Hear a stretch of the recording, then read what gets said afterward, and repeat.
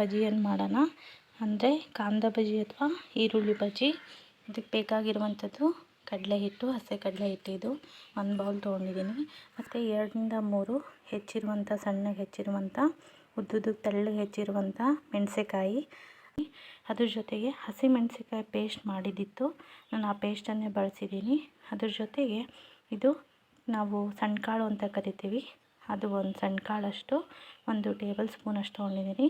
ರುಚಿಗೆ ತಕ್ಕಷ್ಟು ಉಪ್ಪು, ಅದ್ರ ಜೊತೆಗೆ ಚಿಟಿಕೆ ಸೋಡಾ. ಇಷ್ಟು ಏನು ಬೇಕಂತಂದರೆ ನಮಗೆ ಬಜ್ಜಿ ಮಾಡಲಿಕ್ಕೆ, ಕಾಂದ ಬಜ್ಜಿ ಮಾಡಲಿಕ್ಕೆ ಬೇಕಾಗಿರುವಂಥ ಸಾಮಾನು. ಎಣ್ಣೆನ ಬಿಸಿ ಮಾಡೋಕ್ಕಿಟ್ಟಿದ್ದೀನಿ.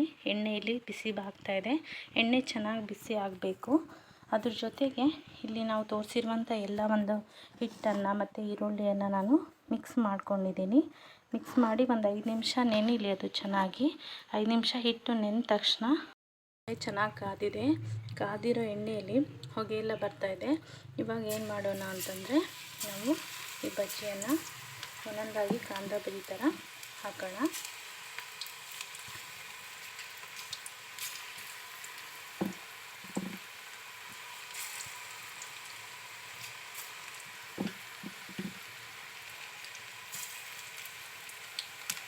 ನೋಡಿ, ನೀಟಾಗಿ ಅದು ಗುಳ್ಳೆ ಬರ್ತಾಯಿದೆ.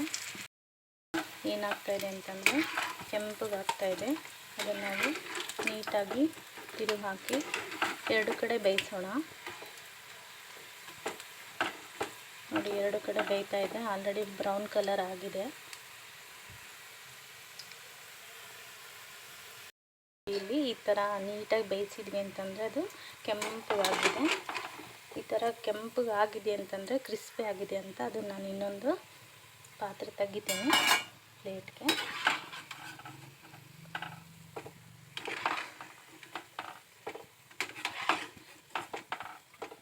ನೋಡಿ, ಬಜ್ಜಿ, ಈರುಳ್ಳಿ ಬಜ್ಜಿ ಚೆನ್ನಾಗಿ ಈ ಥರ ಬಂದಾಗ ಅದು ಜಾಸ್ತಿ ಆಯಿಲು ಹಿಡ್ದಿರಲ್ಲ ಮತ್ತು ಕ್ರಿಸ್ಪಿ ಮತ್ತು ಹಗುರಾಗಿ ಬಂದಿರುತ್ತೆ.